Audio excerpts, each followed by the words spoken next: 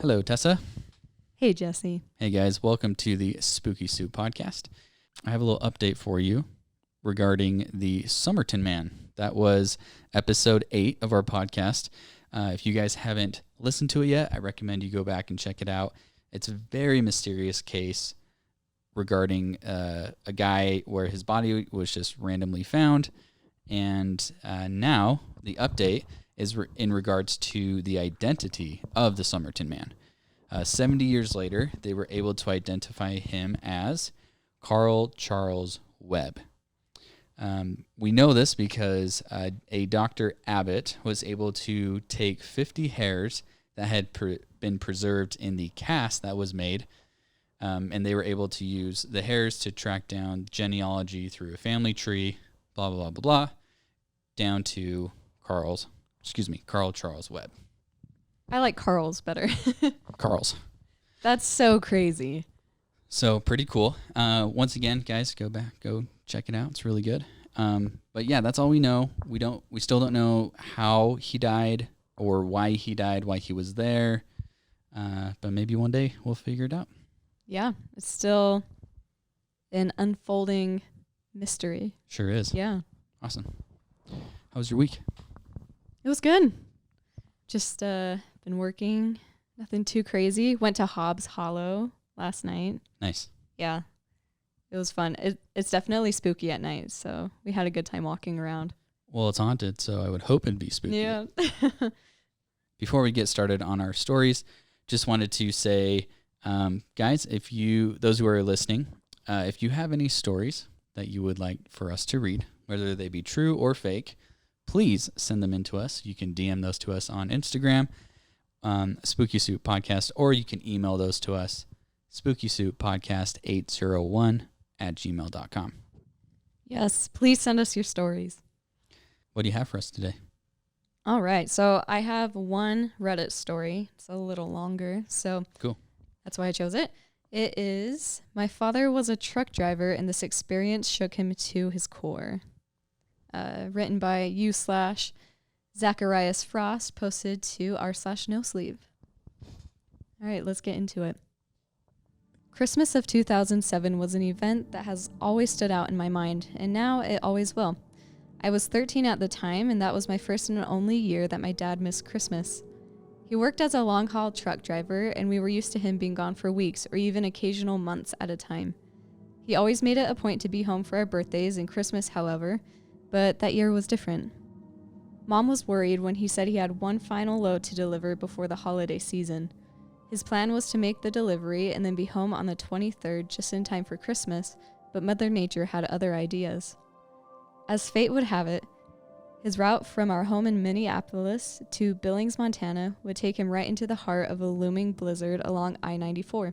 Snow was falling in bunches at the time, and Dad said he was debating whether or not to pull over for the night in hopes it would clear up. He decided to try and just keep going when the road made the decision for him.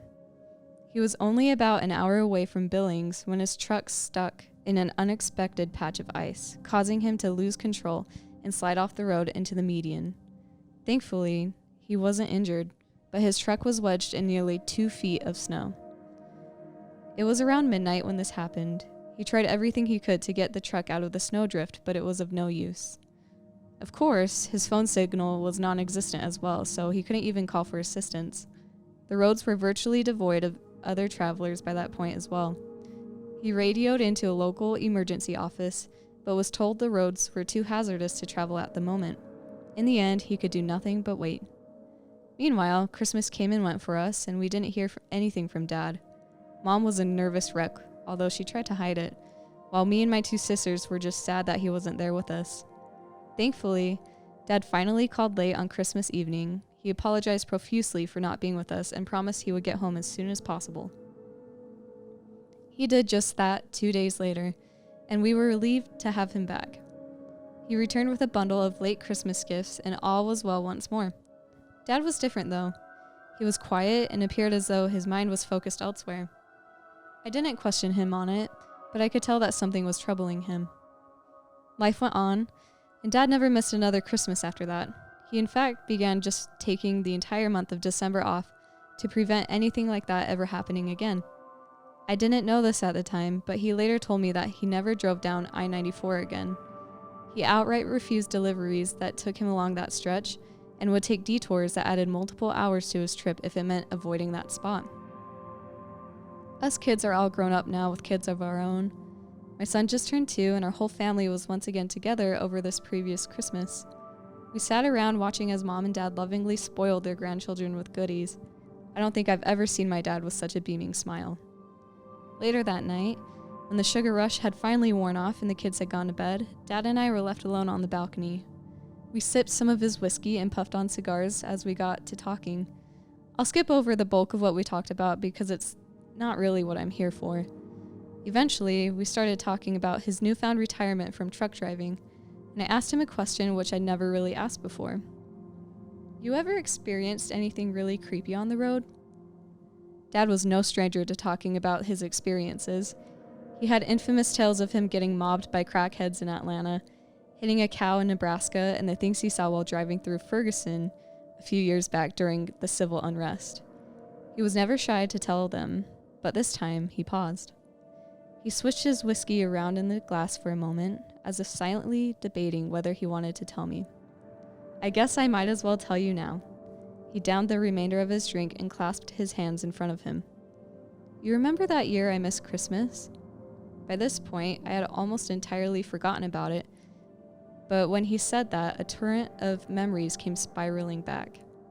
Yeah, Mom was pissed, I replied. Dad gave a hearty chuckle at that and nodded. Oh yeah, she never let me forget it.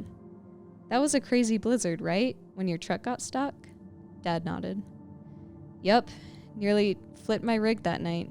Ironically, the snowdrift probably saved my life just as much as it screwed me over. He then paused and broke eye contact as if contemplating his wording. That wasn't the scary part, though. Dad explained that the area he went off the road was essentially a barren wasteland. No cities or gas stations around him, just a winding expanse of road in both directions between dozens of foothills. He again mentioned he had no cell phone reception and wasn't sure what to do aside from just wait for someone to pass by. After a few minutes, it became apparent that wasn't going to happen. The snow fell in buckets that night, and before long, it nearly reached the bottom of his door. Dad's truck at the time was a Cascadia 125 mid-roof sleeper. It had a full sleeping compartment behind the front seat and provisions to last him a few weeks if necessary. He wasn't too worried about being stranded, at least not at first. After giving up on getting his phone to work, he crawled into the bunk area of the cab and popped a DVD in his portable TV. He figured he may be stuck out there for at least a night, so he might as well just relax until help arrived. He made sure to insist that if he wanted to, he could have probably figured out a way to get his truck out if he really tried, but he was exhausted and decided to just get some sleep. He said he drifted off not long after, only to awake sometime later to complete darkness. The temperature had plummeted, and he instinctively hugged his arms and felt goosebumps lining his body. He left his truck idling before he fell asleep, but it wasn't running anymore. Confused, he crawled into the front seat to find the keys still in the ignition. He twisted the key and the engine soon rumbled back to life, but something was wrong. He said the noise of the engine morphed into a gurgling, clanging mess of metal and fluid that produced a terrible cacophony. His dashboard lit up like a Christmas tree display. Just about every single warning light system came on.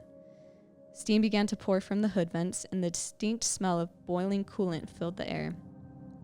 After letting it run for 10 seconds, he shut it off in fear of doing permanent damage.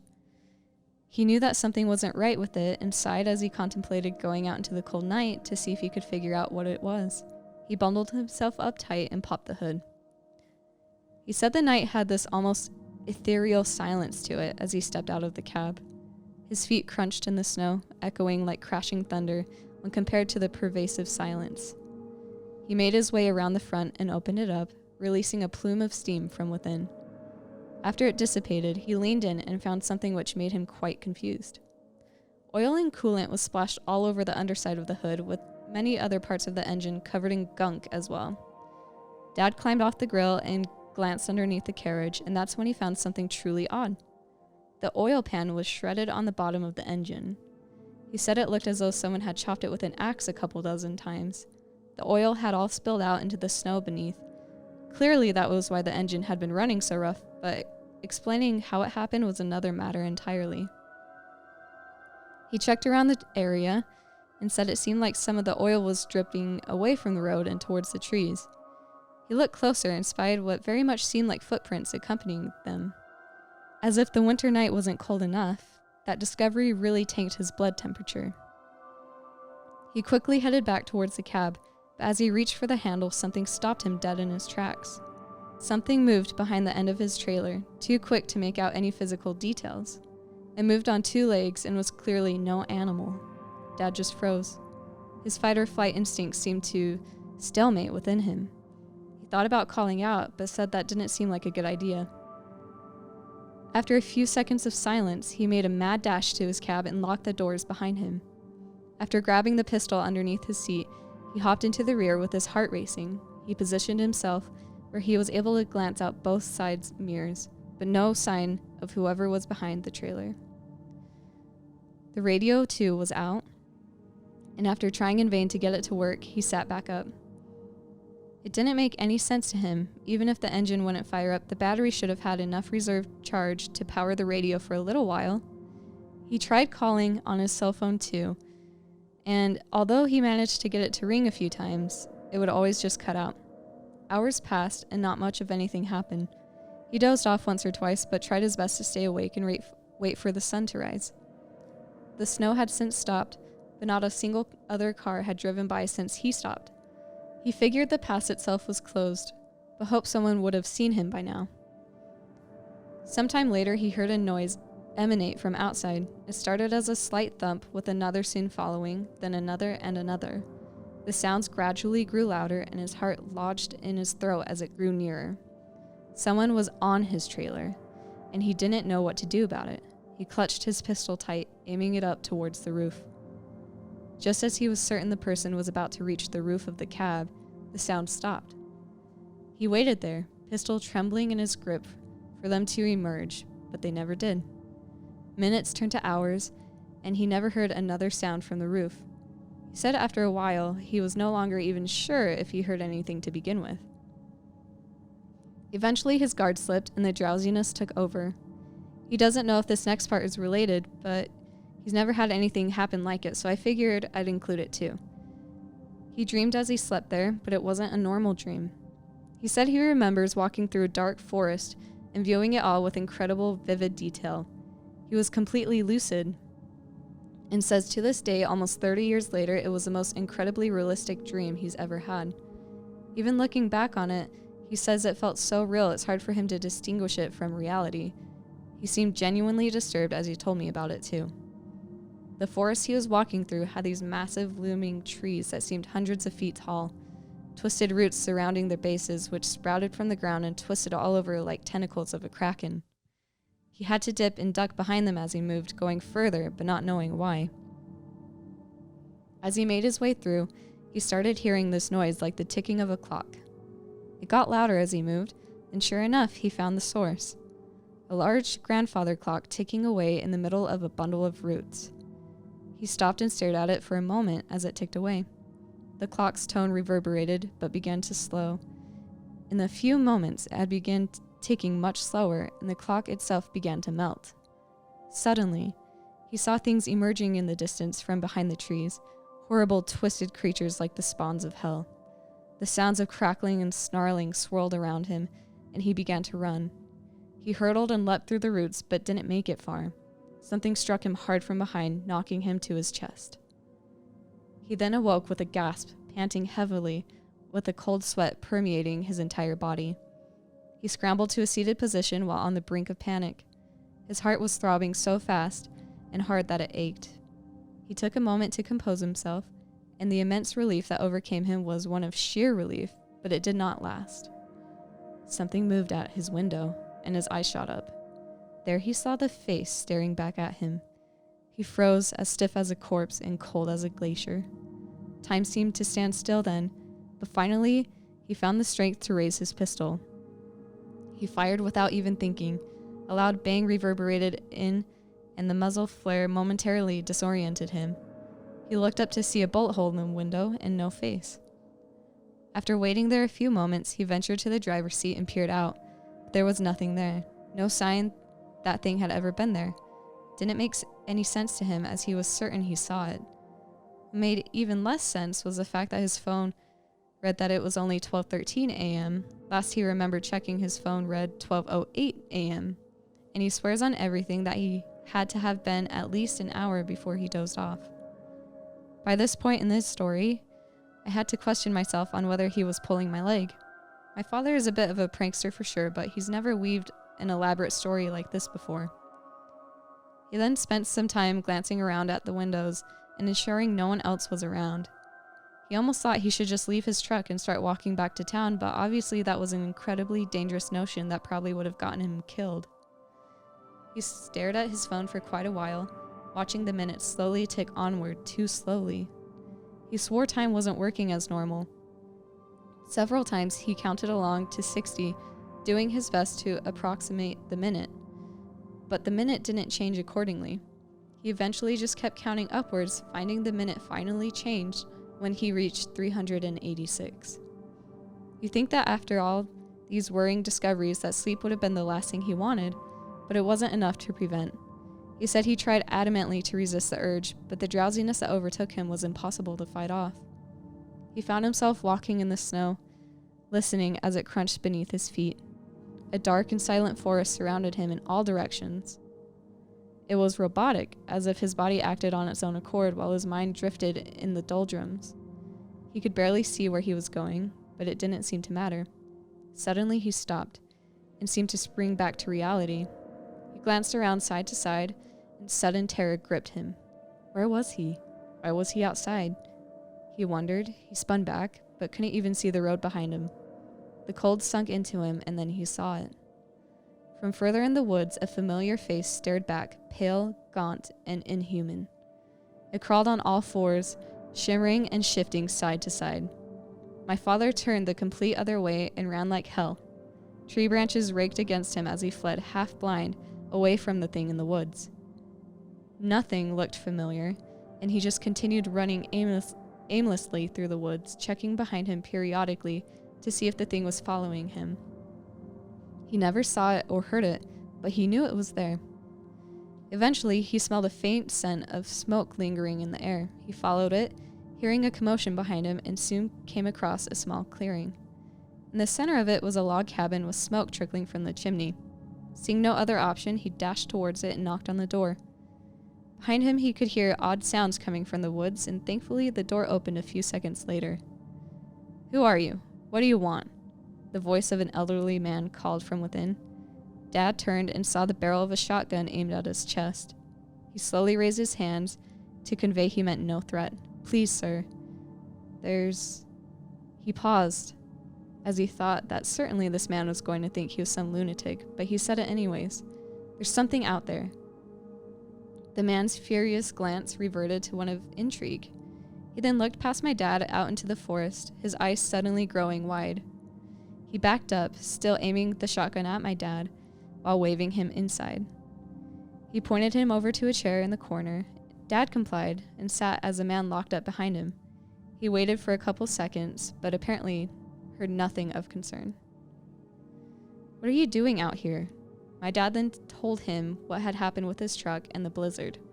He then told him about the odd occurrences that had happened later on, which culminated in him suddenly sleepwalking through the woods. The man sighed and finally lowered his shotgun. He got my dad some water and took a seat across from him. "A lot of weird things in these woods." Dad paused as he waited for the man to continue.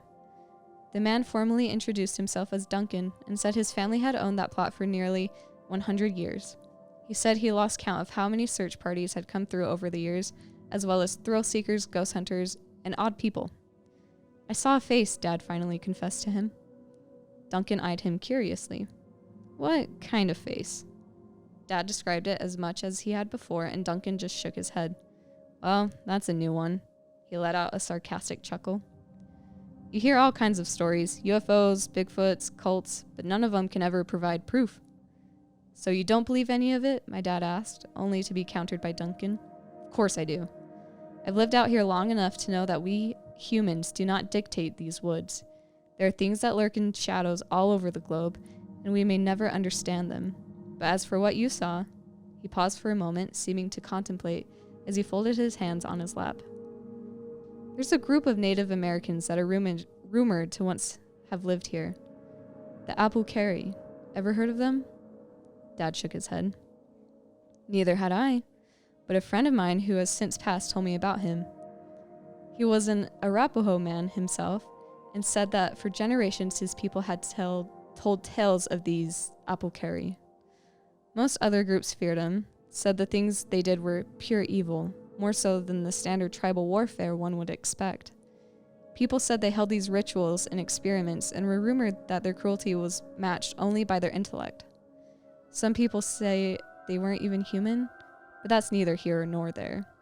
Duncan trolled off once more, taking a sip of tea from his table. One of the rumors that many people attribute to the Apple-Carry is that of the wrong ones. A lot of names for them, really. Not rights, liars, uncannies. Things that look human but ain't. And some look less human than others. Long faces, wide mouths, huge eyes. Lots of variations. Some say they can affect time and space itself, and others blame them for a lot of weird disappearances. He paused and took another sip. I can't speak to the validity of all that firsthand, but things were certain. There are a lot of weird disappearances, and no one seems to have an answer for them. The air from the room seemed to deflate from his torso, and Dad eyed the curious man. He'd clearly seen a lot over his time, but Dad didn't know how much of his tales to believe. He still doesn't. If all these things are happening, then why do you live out here? Dad finally asked. Duncan reclined in the seat and thought. Dad expected an answer related to his inherited property, but the reality was a bit different. He did in fact mention his ancestral home being part of it, but had more to say.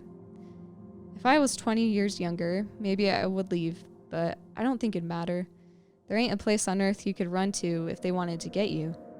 Dad said a shiver descended his spine then, and Duncan didn't seem boastful or wild as he spoke, but more as though his realization was just a foregone conclusion.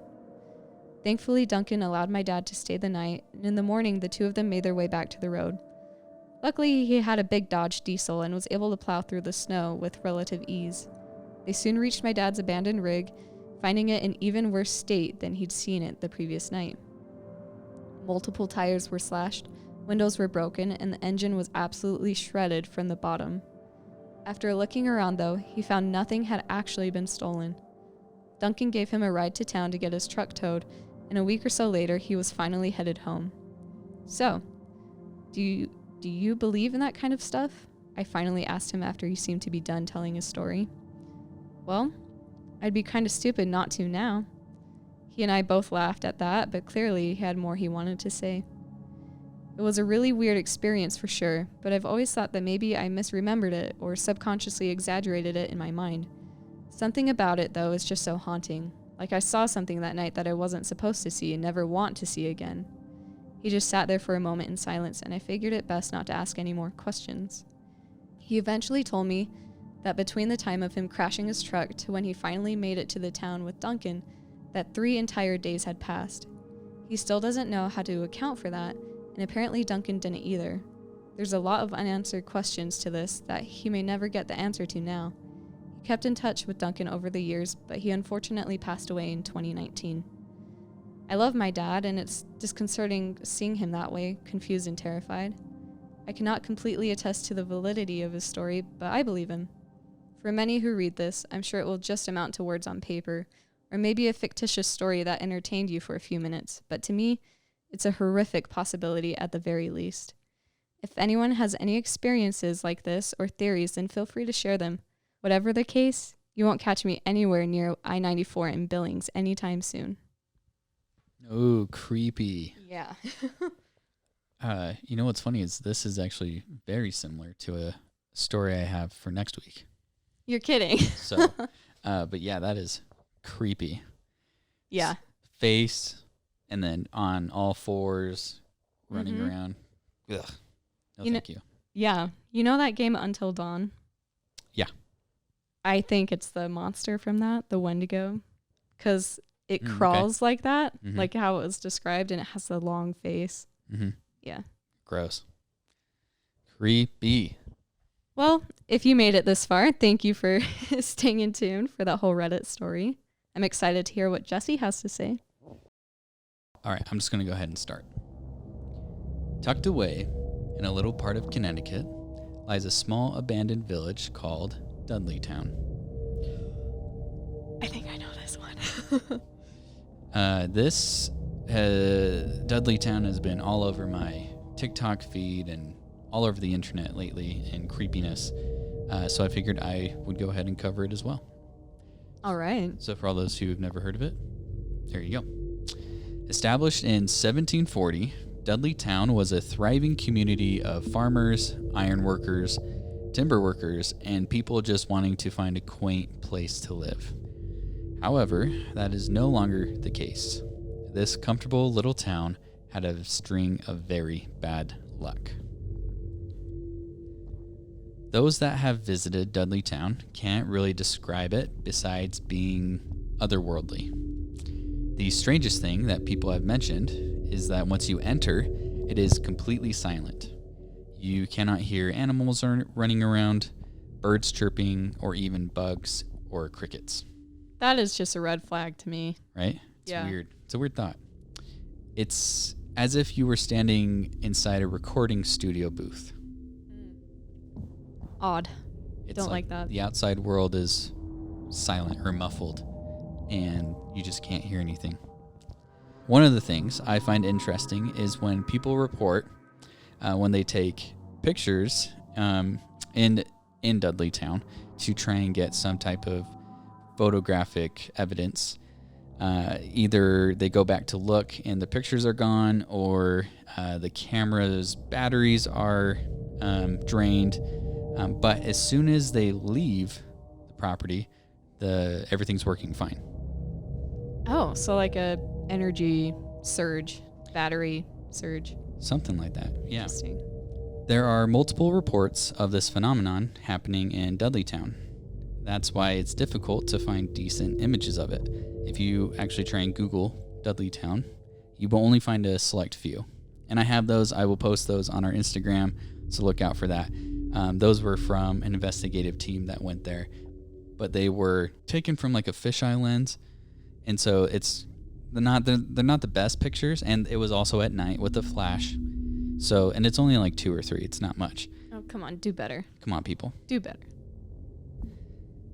Those who have visited Dudleytown have described overwhelming feelings of terror, mysterious lights, sights and sounds, and even being touched, pushed, and scratched by unseen hands. Okay. Huh. Investigators all agree that there is something out of this world going on in Dudleytown. Many say that the entire village is one big portal to hell or a darker place. They're not sure. This could explain the many horrible things that have happened there.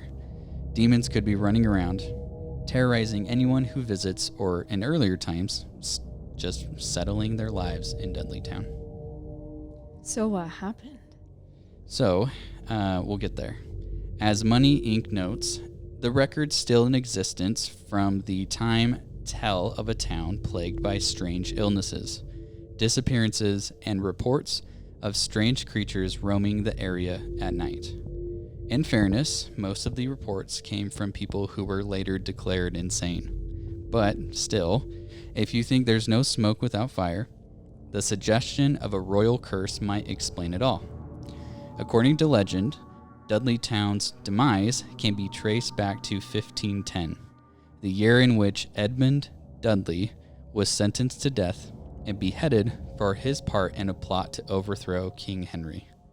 Whoa. Okay. According to the same legend, the Dudley family was cursed with death, unrelenting horror, and all other kinds of unspeakable things for Edmund's treason. Jeez, poor guy. I mean, not poor guy, but poor family of the one guy. Poor family of the one guy, yeah. Yeah. As Ancient Pages states, it is said that one of the Dudley brothers went insane. At a barn raising, a man fell to his death on one occasion. Some think he was murdered. Some think it was an accident. There's no real backstory to it. Lightning struck and killed a Dudleytown woman right on her porch. Oh, that's just bad luck. Horrible luck. She was the wife of General Herman Swift, who later went insane and then died soon afterwards. A sheep herder lost his family and home. His wife died of tuberculosis and his children disappeared. When his house burned down, he wandered into the woods, never to return. And I read in another article that when his children disappeared, they walked into the woods and never came back. Oh, okay. So he followed that. Maybe he followed it to kind of find his kids or find out something happened to them or something. I'm sure they tried that before when they did go missing. It has been reported that 2 women, Mary Cheney and Harriet Clark, went insane in Dudleytown and committed suicide. In fact, Clark allegedly claimed she saw demons before she died. Same. Demons every day. So pretty much what's going on, there's all the lore and stories and rumors of Dudleytown are not 100% definite. They're just stories. Okay. But it doesn't explain the weird things that happen in Dudleytown. Right. Locals say it's too much. The rumors, hauntings, and curses scare them to the point that even they refuse to go anywhere near Dudleytown. So if you're local, you know all about it, and you're just like, nope. All that remains of the village is only the cellar holes and a few stone foundations. So just ruins at this point. Okay. The roads sit covered in vegetation and are now considered hiking paths, essentially. The abandoned village is now privately owned. You can ask for permission to visit, or if you're brave, you can go visit on your own, but it's like a guarantee, you will be caught by the landowner, and it's not going to be good. They will call the police, and you will be handed a $75 ticket and maybe a night in jail. Not worth it. It's not worth it. Just ask. There are hundreds of no trespassing signs kind of sprawled out throughout the whole area.